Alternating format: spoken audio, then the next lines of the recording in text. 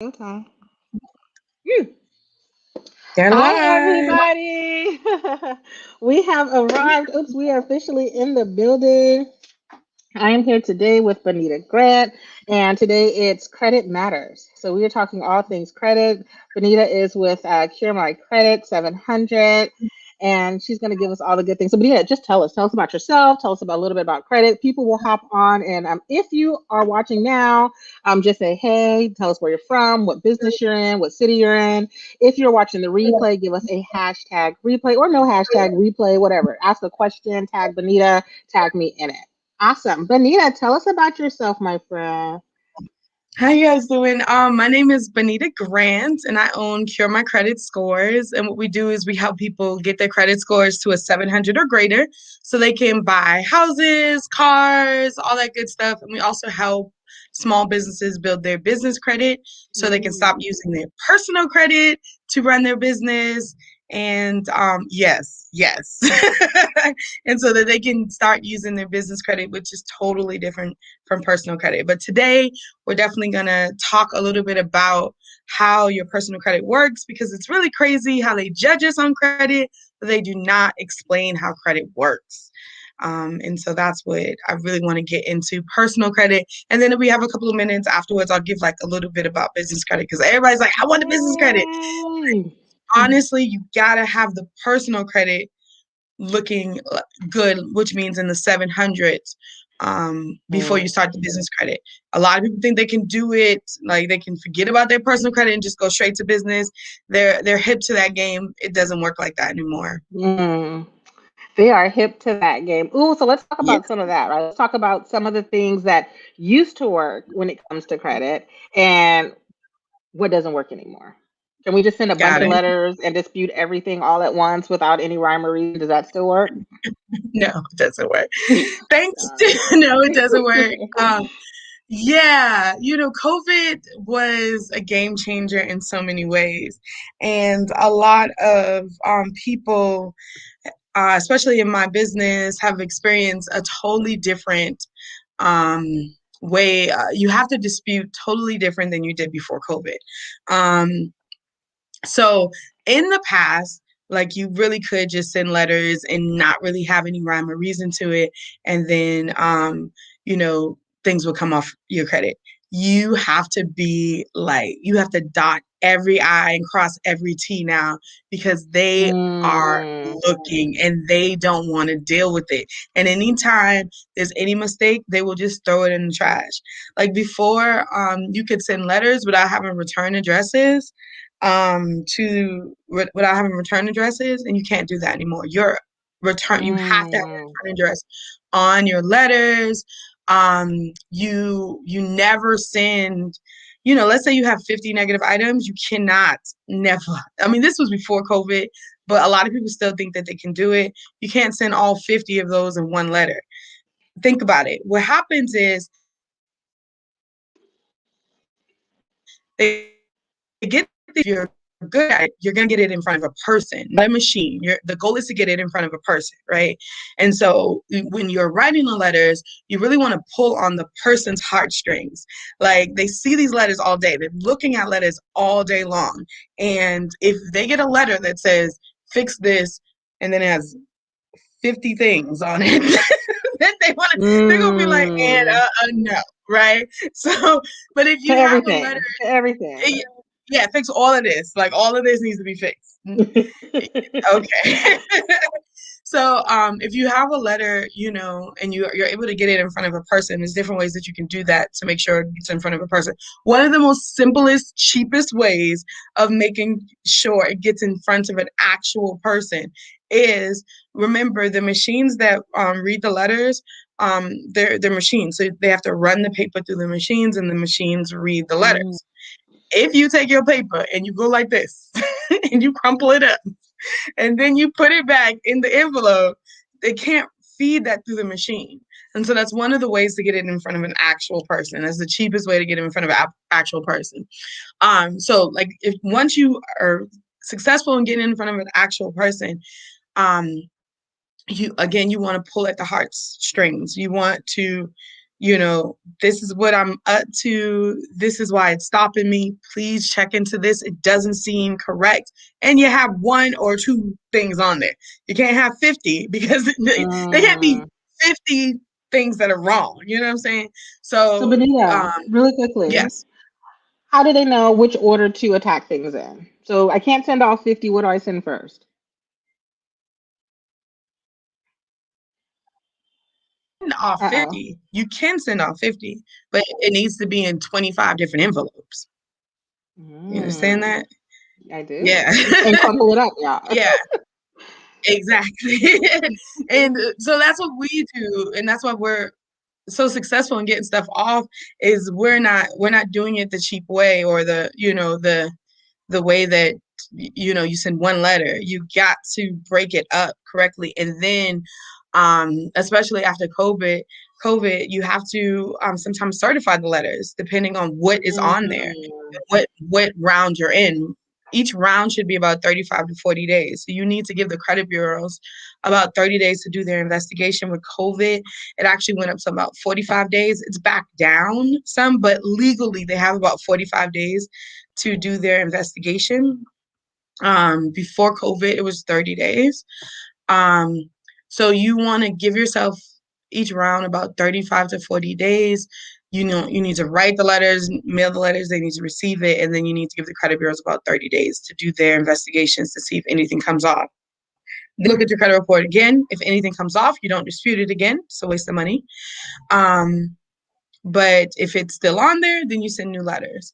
And by the time you're on like the second or third letter, you need to start certifying it, because you need proof that it was actually sent and that they actually did what they needed to do. And then you send like the certified receipt and all that good stuff with the letters. But so that's letter writing, right? Um, it can be tedious. It can be you got to keep good notes. You got to know exactly what to say. You never say you never say this is not mine unless it actually isn't yours. You don't want to lie. You can say stuff similar to that, like I don't recall this, right? but you but you can't say this is not mine if it actually is yours, because if they find out that you're saying that this is fraud, or you're saying that it's fraud and they need to remove it, and then they find out that it actually wasn't fraud, they're going to put a note in your back system saying that you are claiming fraud when there's not actual fraud, right? And it's like the boy Mm. who cried wolf. You know what I'm saying? You can't say something and then what if you actually have fraud? And then they're like, nah, this is what she says all the time. Don't believe her. You know what I'm saying? So you And really they want to actually be, put that in your record. yeah, they do put it in your record. Wow. Do you hear that, Yeah, people? So be careful disputing everything as fraud, because they will make a note on the system that we will never see that says that you are a fraudster. yeah. Exactly. So the negative items on your credit report affect 35% of your score, right? Every time you make an on-time payment on anything, it affects this 35% of your score. It's called payment history. It's like basically it's how you pay your bills, right? So anything like late payments, charge-offs, collections, foreclosures, bankruptcies, anything negative goes into that 35%. Now, your positive marks, meaning when you pay things on time, are not equally weighed to when you're paying things late, right? So with that 35%, the only time you're actually in a good standing with that 35% is when you're in the 98 to 100% of on-time payments. Okay. Oof. When you, yeah, I know, right? So what that's saying is if you have 100 months of paying something on time, right? And then you have two late payments, right? Then you are dropping down to the 98%, and that can literally drop your score as 100 points, even though you had 100 months of paying on time. So it doesn't weigh equally. A lot of people think, okay, well, I'm paying stuff on time. What is it? Why did my scores drop so much? Because I got one late payment. They actually don't want to see you ever have any late payments. They don't want to see it. Like they just don't. And So what I'm saying is writing the letters, disputing the negative items, and paying things on time are affecting 35% of your score.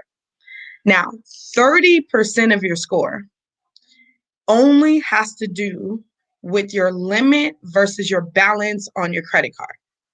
So you paying things on time for 100 months is literally almost equal to your limit versus your balance on your credit card. So a lot of people get caught up with the letter writing and and they don't take care of making sure their credit cards are paid down. Now, credit cards. Credit cards are the one of the most easiest ways that we personally can easily shift our credit scores in 1 month. Okay. So the reason why I say 1 month is because you have to wait until reports, right? So it usually takes about a month for things to report on your credit report. So a lot of people, some of the the myths out there about credit cards is people think, okay, as long as I pay my credit card on time, I'm good. As long as I pay that minimum balance, I'm good. Remember, paying something on time affects 35% of your score, right? Um, your limit versus your balance affects 30. So what I mean by limit versus your balance, they want you to keep your credit cards always below 30%, right? So if you have $1,000 credit card, 30% would be $300. Okay. So if you had it at $300, it's neutral. The card is not hurting you and it's not helping you, right? But if you want your credit card to help you, you need to be way below 30%. You need to keep your cards, yes, between 1 and 10%.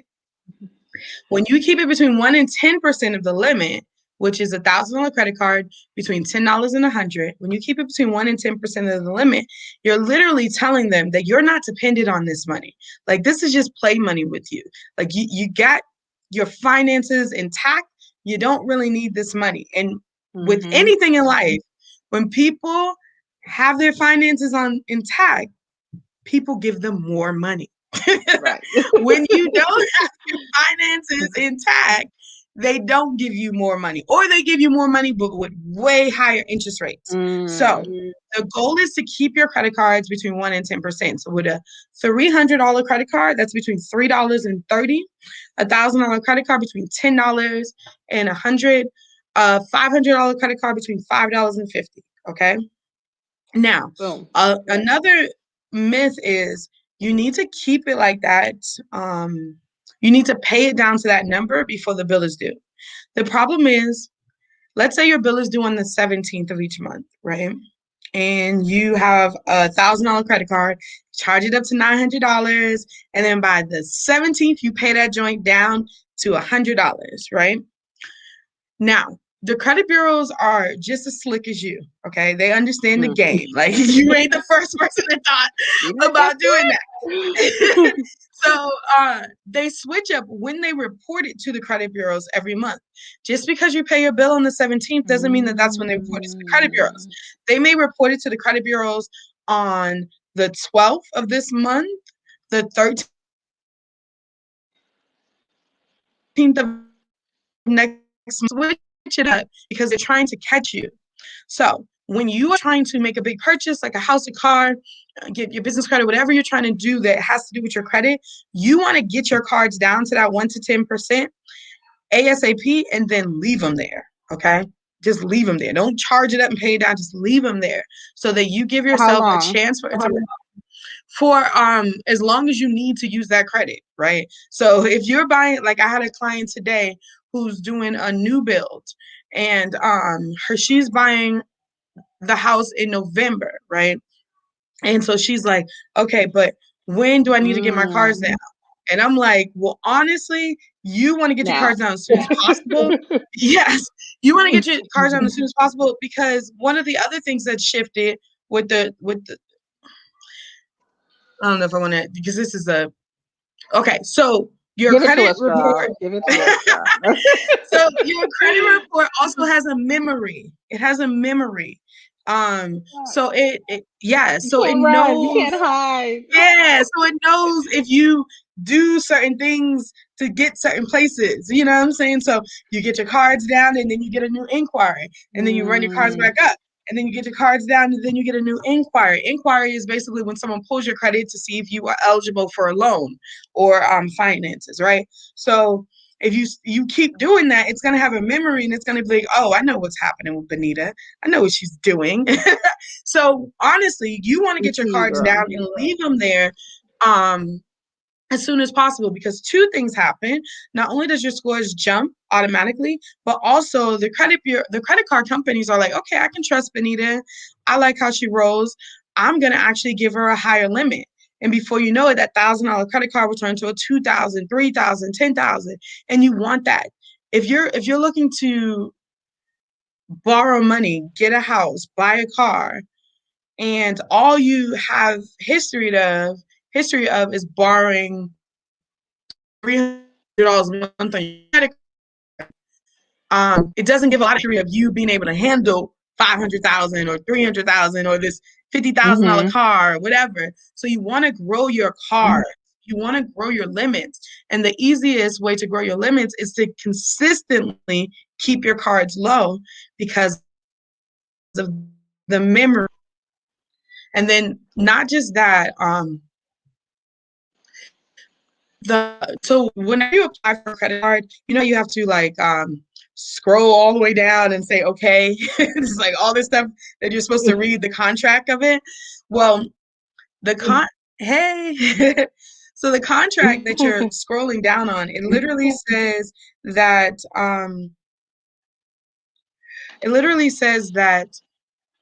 they have access to your credit report through the back office. So um on a quarterly basis, they can look at your credit report and see if you have high limits on other credit cards, or if you just recently got a late payment, or if you're keeping your credit cards low and stuff like that. And so when they do these quarterly reports, that's when a lot of times you'll see your limits will go up, or Mm. and then a lot of people are reporting that out of nowhere, credit decreased. Yeah. And all these, and then they look back at it, and then their fees is now only $1,000, right? And they're like, Bonita, what happened? And I'm like, well, when they went into the back office, they saw that you were maxed out on all the rest of these cards, and so they max out on our card. Um, it's an algorithm that they're just trying to figure out how, if you're in distress, if you're going to be able to pay them back, if Mm-hmm. that's what they're trying to do. And um there's so many times. Okay, so I have a friend who told me that she was gonna file bankruptcy, and I was like, I'm against bankruptcy, but she had a business and it went to the left, and she owed like $500,000, and she had to file bankruptcy. And I was like, all right, well, I get it, like that's a lot. Yeah. But long story short, what she did, and this is the first time it clicked to me what was happening. What she did is she took all her credit cards, her Home Depot cards, she maxed that joint out, got new floors, got everything. She Mm. took her Lowe's card, got new doors, got new windows, and then she maxed out all of these credit cards because she's like, Benita, I'm filing bankruptcy. I'm going to include all of those in my bankruptcy. And I was like, wow, I never thought of that. And so that's what's happening in their background. When they see you starting to max cards out, they're like, ooh, what's happening with this person? What's Mm. happening with this person? Are they about to do bankruptcy? Are they in distress? Let's lower our risk factor by lowering the limit so they can't do that to us. Yeah.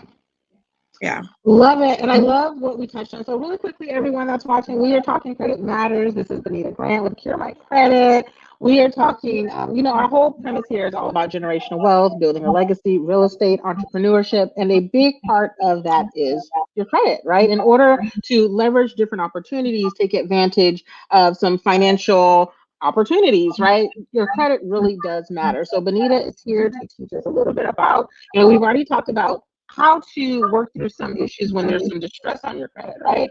Now I want to pivot a little bit, Bonita. I want to talk about like you were just talking about building credit, right? Or leveraging credit, or I know you touched a little bit on business credit, but let's say, my credit's fine, I have a house, but now I want to be able to play in some of these big girl arenas that you're talking about. Give us a little bit, give us a few juicy nuggets. What do you mean by bigger arenas? I missed that So, part. gonna spend a month or two or half of COVID and, on an island somewhere. No, gonna be a digital nomad, like some friends I know. But no, just meaning that kind of like what you were touching on. Like my credit's fine, I'm no longer in distress, but I want higher limits because I want to invest in real estate, or I want to Yeah. with a flip or something like that. I want to get a business loan for my small business. What are some things I could do to get some of those bigger credit limits? Very good question. Okay, so let's say your credit looks good, your personal credit looks good, but you want to be able to get more funding for your next adventure, right?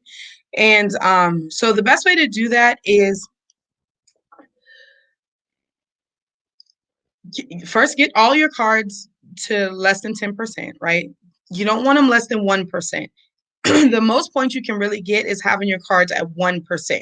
So if you had it like 1.5%, like for example, if you had $1,000 credit card, I want you to keep it between $10 and 100. If you had it at $15, you would get more points than having it at $100. But once you're under $10, let's say you were at $9 on the card and you report it, you lose a lot of points. I've seen people's scores drop 50 points because they Ooh. had it under 1%, right? Whenever your credit card is older than 7 years old, then they trust you at that point. When it's older than 7 years, you can keep the card at zero, right? A lot of people say, my grandma got 800 scores and she paid her cards off every month because she has history, right? But when your card is under 7 years old, you need to keep at least 1% on it, right? So when you do that for the course of a couple of months, you'll automatically see them raising your limits. You'll automatically see them raising your limits. And usually they raise it way more than if you would call them and ask them to raise your limit.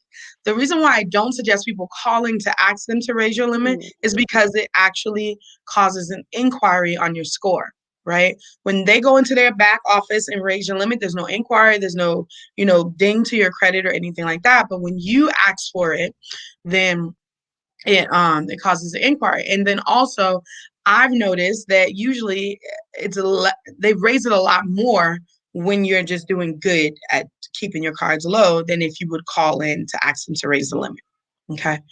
So you want to just let your limits grow, right? But then another thing I would suggest is that what I've noticed in the 7 years of helping people apply for credit cards and stuff like that, what I've noticed is that credit unions give high limit credit cards. That Navy Federal, that Navy Federal. Gotta love them. Gotta love I love them too. But them. Navy Federal, what is it called? Fed, I think it's Fed Credit Union or Fed U. Oh, PenFed? Is it Pin Pentagon? Fed, Pin Fed, Pin Fed. They're more Um, expensive. yeah. So, and then there's USAA. another USAA. That was the other one. USAA. So these ones, in our neighborhood, these are the big ones. Teachers Credit Union. So when you apply for a credit card, so there's different tiers to credit cards, right? So the first tier is your store card or your secured card. A store card meaning you can only use this card for this particular store. Macy's, Old Navy, Walmart. Those are store cards, right? And then on that same level, you'll see your secured cards. Secured cards mean that you're securing the credit with cash, right? So when your credit isn't worthy enough yet, right? Well, they can't trust you just on your credit. You have to give them collateral. It's refundable. So you give them like $200. And then after a year of using the card correctly, they give you back the $200. That's called a secured card. You can do a secured card for $10,000. It doesn't matter. Literally a $10,000 secured card and a $2,000 secured card affects your credit the same way. A lot of people think, oh, yeah, I know, Wow. right? Isn't it crazy? Um, because it has nothing to do with the limit. It has to do with the limit versus the balance, right? So with a $200 card, you need to keep the balance between $2 and 20. With a $10,000 card, between $100 and 1,000. So it's easier to keep a balance with a $10,000 card than a $200 card, because the $200 card, you got to be good. I tell people to use it as a coffee card. You buy coffee once a month Right. with that card, right? That's it. It is a coffee card. It is not a gas card. People think, oh, it's my gas card. Oh no, who spends $20 a month on gas, right? Like, unless they have a Prius, Where do right? you So live? Right. yeah. So no. So it is your coffee card. You got to keep the low. So long story short, so let's go back. So we have the first tier, which is your store card or your secured card. The second tier of a credit card is like your platinum cards, right? These are the and when you look at like your bank, you'll see it will go in tiers. It will go secured card, platinum, and then cash Mm. rewards, and then travel Mm-hmm. rewards. Okay. So Okay. so The things you cash don't know that you rewards, pay attention to. yeah. So Mm. rewards cards are the hardest cards to get, right? So if you don't have any credit cards and you go straight to a platinum card or straight to a rewards card, they're probably going to deny you because Mm. you have good history. You don't have, like they don't have anything to base this on.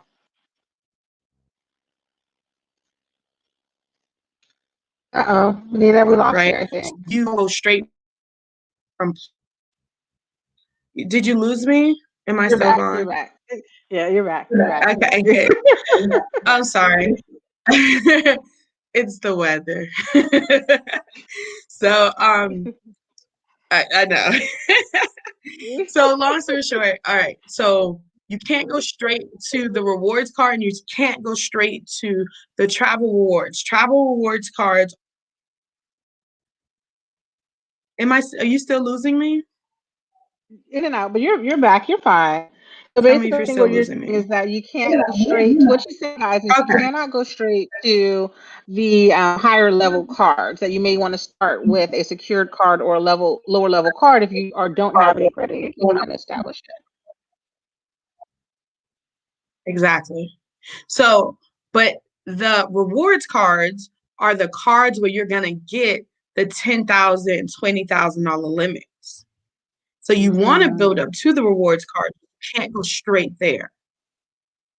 Okay. Did I explain that well? Yeah. Yeah. Okay. Absolutely. There's tiers of these Okay, good. cards. Yep. Yes. So now, all right. So now we're gonna shift a little bit. Okay, so like you got your platinum card, you got your cash rewards, and then you went and got that travel rewards, and now you're at a $30,000, $20,000 card on your credit report, right? Oh man, this is good After stuff. that, you leave it alone. You move away from the credit, and then you go to the business credit, right? Um, You said so. you go At to the this business point, we credit at leave this that point, we right? leave once we have the $30,000 limit. We have the higher tier cards. We're still keeping them below 1 to 10%, in that 1 to 10% range. Now we move over to business Mhm. credit. Ooh, it's getting good. Exactly. Okay. Yeah. So now we have our personal credit on fleek. It looks beautiful. Like we got a $30,000 car. We got, our credit looks good. We're keeping all of our balances low. Now we're moving to business credit. The reason why we moved to business credit now is because business credit is the jam. It's the best. It's literally my favorite part of life. Like it's like awesome. Because business credit, they don't look at your limit versus your balance. They look at your payment history. That's it. I mean, it's not it, but that's the main thing they look at. So, like, when your payment history is worth 35% in personal credit, in business credit, it's worth 90%, right? So, if you pay Wow. your stuff on time, then you have good business credit. Like, you can literally be maxed out. Like, I flipped a house. Well, I'm currently flipping another house right now, but I flipped a house last year and I did it all on business credit. And I maxed out like $110,000 or $20,000 on business credit, and my personal credit still look good. I still it still look good. But try to max Nice. out $100,000 on your personal credit and see if anybody's gonna give you any money. No, that's Mm. not how it works. So as long as you're paying your bills on time with business credit, it helps, right? And then with business credit, they automatically give you higher limits automatically, because with a business, they think that you have more to handle, right? So my Home Depot personal credit card is like $1,000. My Home Depot business credit card is $35,000, because with a business, you need Nice. to use more, right? My Lowe's personal credit is 2,000. My Lowe's business is 24,000, right? And I can max out my business Lowe's credit card. But if I use more than $200 on my personal Lowe's credit card, it's a $2,000 limit, it starts to hurt my credit, right? Right. So that's why Right. I'm always like, move to business credit. But the reason why I say wait until you get that good high limit credit card with your personal credit is because in the past, and you probably will still see it on Facebook or Instagram and all those other great YouTubes where they tell you, okay, we can build your business. I know, right? I'm so old. What is Like the what are those young YouTube, kids using? or chat. What are the chat ones? I'm so old. Okay, so they'll tell you, okay, you can build your business credit independent of your personal credit, right? Which means that they will not pull your personal credit to see if you are eligible for business credit. Now, yes, you can build your business credit independent of your personal credit, but they are hip to the game. They are not going to give you $30,000 credit cards if they don't have any sort of guarantor. What a Mm. guarantor is, it basically says that I'm going to check your personal credit. And if anything happens, like you stop paying on your credit card or it goes into default, then you're liable for that business credit card, right? So then that will show up on your personal credit, right? But if you're paying on time and all that good stuff, then it will not show up on your personal credit, right? It's called a personal guarantor. A personal guarantor. Now, if you are not a personal guarantor on a business credit card, then yes, like you'll probably get like a $500 limit or something like that. You're not going to get these $1,000, $2,000, $20,000 cards because there's what's the There's no collateral, right? There's there's no guarantee. Like, what's collateral, the there's no guarantor? car. Yeah, yeah, there's no yeah. So that's why I always say you got to build your personal credit first, because then you can just skip all of that stuff. You can skip all of that stuff. You can actually build business credit without your business being older than 2 years. When you are trying to build it without your personal credit, first they want to see that your business has survived the hardest time, which is the first 2 years of the business. And they want to see that Mm. you're making money in the first 2 years, right? And then they still only give you $500. And who's going to run a business for $500? I don't know. Nope. I don't. Nope. But Nope. I'm like, what business is Nope. that? Like, But I want long in. story short, so the other thing is, the reason why I say you want to build your personal credit high to get a high limit is because when you apply for a business credit card or when you apply for any credit card, they look at they do a quick snapshot of your personal credit, and they actually look to see what your highest limit credit card is. So let's say you had a Mm. high limit credit card of $1,000. That was the highest limit credit card you have is $1,000. So they know if I give her $2,000, she's going to use my card first, right? But if you have, and 2,000 is bigger than 1,000, so yeah, that's a good come up for you. But if you had a $10,000 credit card, they're like, okay, well, I need to at least give her 15,000, so she'll use Mm. my card before she uses that other card. So that's why you want to build Okay. your limits before you go to the business credit, if possible. Um, and that's why I say you might want to get like a credit union card because they give higher limits. And the rewards Uh, card gives the most. boom. I'm sorry. Did you guys hear that? So Can you it's hear me? okay. It's okay. That's hard. Yeah. So It did basically, that what she circle. said was, you want the rewards. It's okay. You want the rewards cards first. Credit limits are great because they give higher limits. Build higher limits on your personal credit first with some of the strategies that she gave us before, and That's the right way to do it. People cheat, there are codes, but this is the way to do it because we're all about building legacies over here, right? So this is about the long-term plan, not just what's going to get us in the game right now. We have a couple of questions, Benita. So the first one I'm going to stick with because it's in our same arena. And I know you went over it longer, but in like 1 to 2 sentences, how do I get business credit? Yeah. I always say that you want to make sure your personal credit is legit, meaning over 700. Once you do, once your personal credit is over 700, then you start off with, it's similar. You start off with a secured card or a store card with business credit, or in business credit they also call it net 30s. Net 30s mean you have 30 days to pay them back for whatever product that you bought. Or they have net 45s, net 60s. You start off on that tier, you have that show up on your business credit, and then you move to the credit cards, right? So you have to build it up. But I do help build people's business credit. And so I think my website link is on here. You can always schedule a Yeah. meeting. Um, and I definitely do it because I think that we all need business credit. I'm really passionate about business credit. Um, and so I do it for way cheaper than these other companies out here that are doing business credit for like on average it's like 3,000 to 5,000 to build your business credit. I definitely do not charge even half of that because I know that everybody needs business credit, and I just really hate how they make it so expensive and unattainable. And long story short, we got to build your personal credit first. Once we do that, then Boom. it's simple. We just have to layer it right. Um, And that was going to be so my yeah. next question for you, right? So I love this, and I think you really kind of answered it with the layering. So let's say I have a brand new client that's, and let's say in the 650 range, they're looking to buy a house. Yeah, they can buy a house with that, but they also have a business, right? So at a 650 credit score, they're looking to, should they start doing those early things like those net 30s, net 60s at the same time, or wait until they're at that 700 to move to the business credit?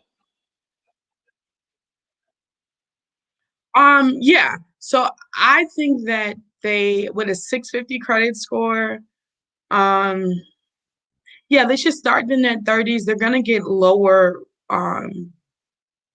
starting limits with a 650. You really, really, really want to start at a 700, and it's possible. It's possible, especially It's if you have a possible. business. It's possible.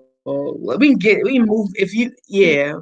We Because there's other things that when you're looking at business credit, there's other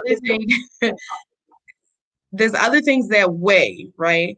So when you're looking at getting business credit cards, you can't have collections on your credit Mm. card collections with balances on your personal credit. Okay. So you can buy a house if you have credit card collections with balances. But if you're trying to build a business and business credit, that has to be handled. Like that has to be handled because if you think about it, they're in their heads trying to approve you. Okay, so she can't pay this $1,000 right here, but she wants us to give her 30,000 there. It doesn't look good. So, I mean, they are forgiven. You can have a collection, but you got to have it at a zero balance. And it doesn't have to be paid in full. It needs to be like at least a settlement so the balance is at zero. So I don't, that's why with business credit, I got to see the whole picture. I got to look at your whole credit report before I advise you on the next steps. I just gave like a synopsis on how to build it on what levels, right? But if you start and you're not getting approved for even net 30s, then there's got to be something else happening that we have to fix so that happens. Awesome. So next question. Um, if you have a couple of store cards, how long do you keep them before you can close off some of those cards, and how does it affect your credit? Great question. Face Oh, to that face. is a great question. It is. I love great questions. So closing cards. Um, okay, don't close cards. She's like, how do I say this kindly? Just don't do it. Okay. So, you want to say don't close cards. Okay, so 35% of your score is your payment history. Having payment history is basically how many on-time payments from non-on-time payments, right? And whenever the percentage is higher than 98%, you're winning. When it's younger than 98%, you're not winning, right? So let's just look at how closing a card will affect that 35%, right? So let's say you have an Old Navy card and you don't go to Old Navy no more. No, yeah, you don't go to Old Navy no more, right? And so you're like, let me close this Old Navy card. And let's say you had the Old Navy card for 4 years, right? So that is 48 months, right? And you were paying on time for 48 months, right? Once you close that card, you lose 48 months of positive history, right? So let's say you had two cards, both of those were 48 months, right? And one card you had one late payment on, and the other card you had no late payments on. And the Old Navy was the one you had no late payments on, right? Mhm. So 48 times 2 is what, 96, right?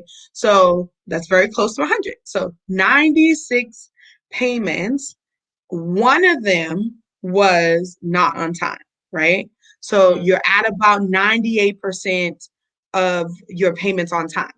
You lose 48 when you close that Old Navy, you lose 48 months, right? So now you're at 48 months and two of them were late. So it moves your percentage down Mhm. from 98% down to like 90%. So you could actually see that affect your payment history by closing cards. Did I explain that well? It's easy to explain it when I'm writing. Yeah. She's like, yeah, basically, I mean, I didn't follow along with all the math, I'll be honest, but I will on the replay.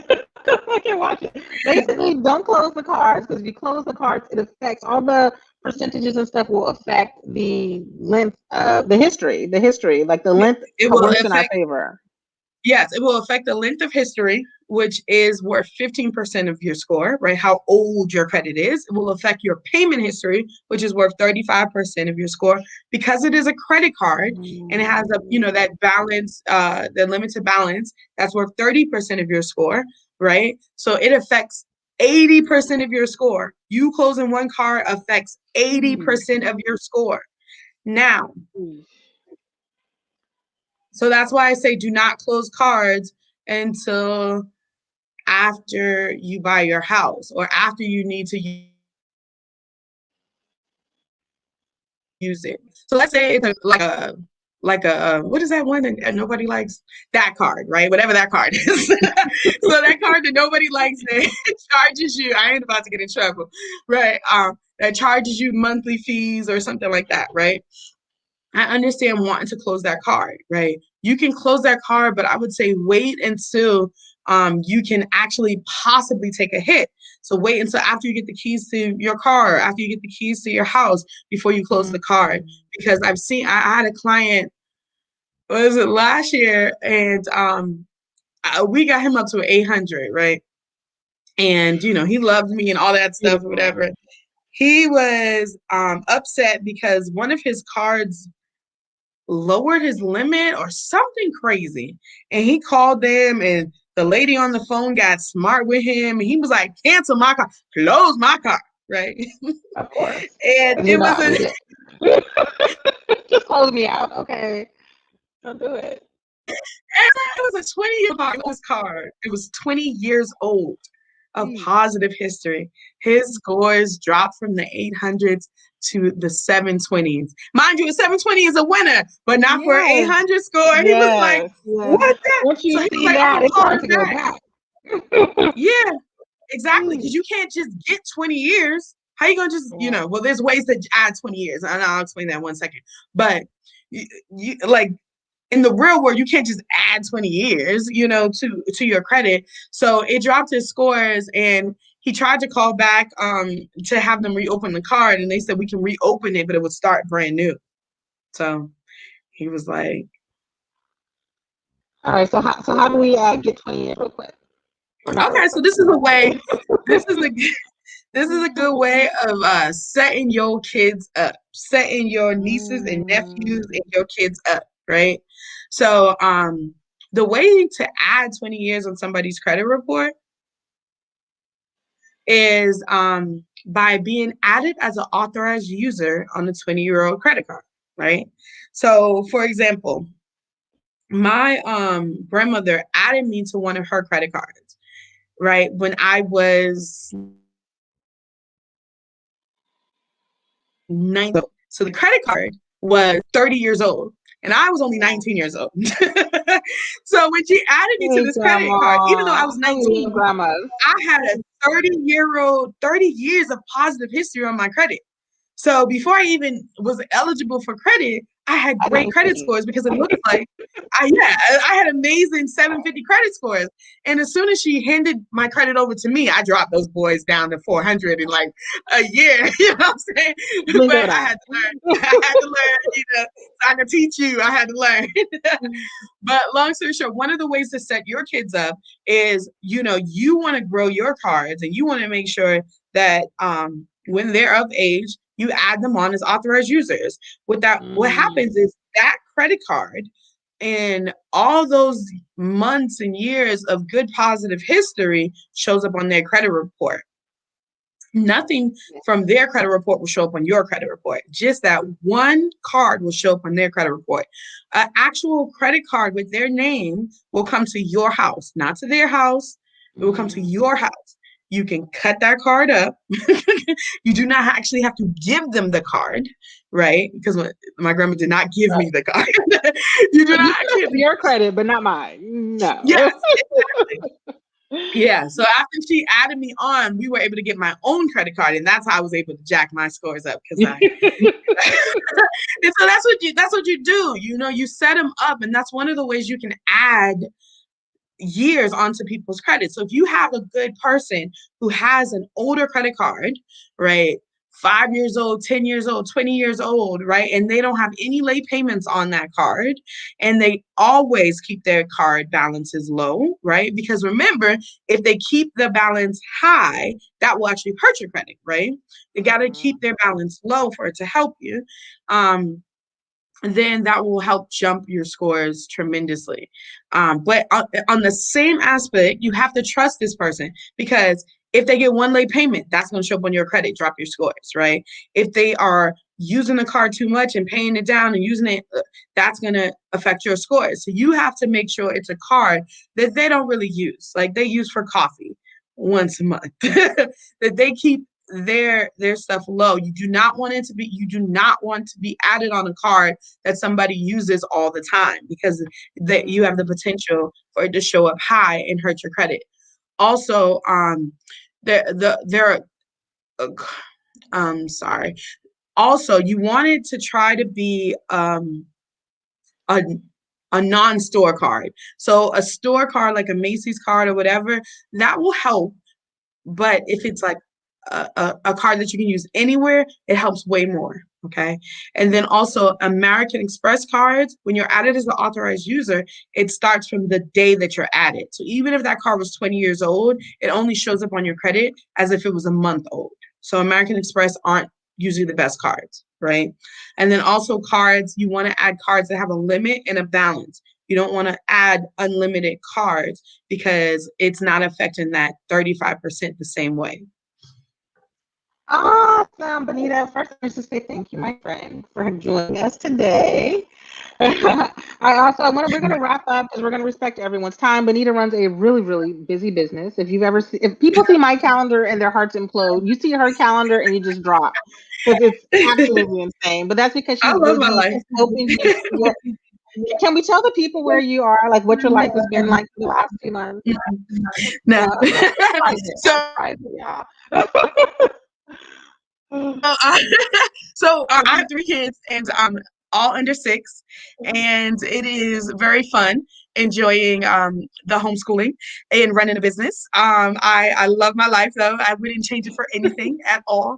I love helping people achieve their goals. I really feel like I'm going to heaven. So yes, I'm able to do it all. Yeah, and I want you to see, so on my board here, you can't really see it, but right above this monthly target goal for revenue, right? It says be do have. I'm gonna actually go fix that because it's a little light. Be do have. I got that from Bonita. Bonita, you want to tell us a little bit? What does that mean? Like, why is that important? Be do have. Yeah. So we do have, right? So a lot of times where how we function in life is we do the opposite, right? We do have. Once I have $1 million, I will do this and I will be happy, right? So once I have the man that I want, I will do this and then I will be, in love or whatever. But Mm, really, in terms of the way the universe works and the way God works and the way prayer works, is first you got to be it. You got to be happy.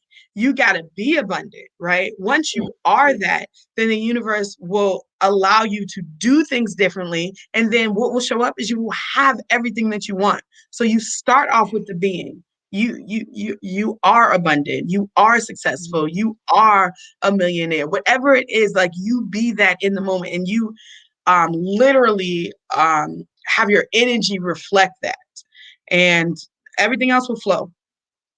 yay! We do have, y'all.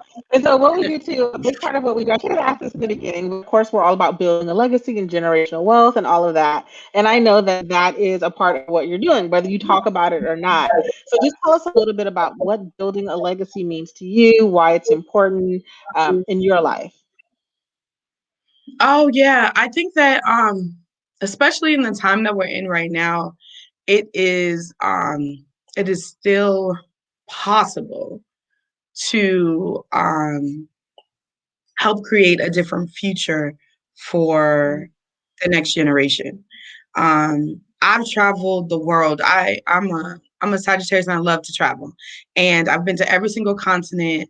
I I've learned a lot through my travel, and one thing I did learn is that um, United States is really an amazing place to live. It is an amazing place to live, and you do have possibility.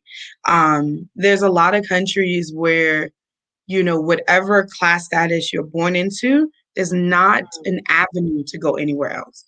There's not even a road, there's not a school, there's not a, if I can't marry into a better, like there's just not. And there's not a road for that. We still have ways of shifting our legacy, of creating abundance for our families and stuff like that. And the powers that be are trying to make it impossible even here, but it's still possible. And one of the biggest ways to shift legacy is by owning property and being able to pass that down with generation. Life insurance, all of these things are super important. We have to build this for our kids to set them up, because not everyone starts off here. Some people start off here. It's easier to get here when you start off Yeah. here. Why not do what we need to do? And a lot of times we can do it. We can still do it, so that we can set our families and our friends off to start off on a different level, so they can create even more. Like it's still possible. So yes, I love what I do Yay. because I am literally seeing how this changes families. Like I am, that's why I'll do this forever, because I'm like, I know what I'm doing and I'm really good at it, but I'm like, I just had on my website, I have this new platform where people can do testimonies and videos. And so one of the guys, he just did a video testimony about buying his house, and how this has been his goal for forever, how it was his mother's goal, how it was his grandmother's goal. And he was able in his generation to have this happen for the family. Like, Yay. yeah, I mean, it's like that's why I'm like, my angels got me. I get energy. Like I can do this. Yay. You Yes. do have. And see, guys, this is what we're talking about. Thank you, Bonita, so much for joining us, guys. Just a quick recap of what we did today. We talked about credit matters. Bonita is the owner of Cure My Credit 700. She helps people with personal credit, with business credit. She dropped a lot of nuggets about not just how to work from a place of distress. A lot of times when we talk about distress, because that's what we feel from this thing, right? But Bonita attacks or approaches credit from a place of empowerment, right? How do we leverage this bad boy to build our legacies? How do we leverage credit in order to build generational wealth? And if you need to reach out to Bonita, Bonita, my friend, how do they find you? Yes, you can go straight to our website, curemycredit700.com or Cure My Credit Scores. Go to our website, and there's a form where you can just put in your information and we can set up a meeting so we can look at your personal situation and see how we can get your scores to a 700 or greater in a short amount of time. And we actually guarantee that we can get you to a 700 or greater within 7 months of you being in the program, as long as you do everything we tell you. Everything we tell you is super simple. No new negative items, no new collections. And you got to keep those credit cards between 1 and 10%. And we promise we can get you to a 700 or greater. We're good. Yay! Awesome, guys. Bonita, we'll see you soon. Bonita's going to be back with us for a real estate investment panel soon. She's always here to talk to us about credit. 90+% of my clients work with Bonita. If they need some type of credit guidance or whatever it is that they need, you can reach out to Bonita. You can DM me, my team, or send us an email at team@dmvluxuryhomes.com, and we will connect you with my girl. Thank you so much, Bonita. Thanks, guys. If you have any questions, drop them in the comments, tag Bonita, Thank and you. we'll see you. Bye.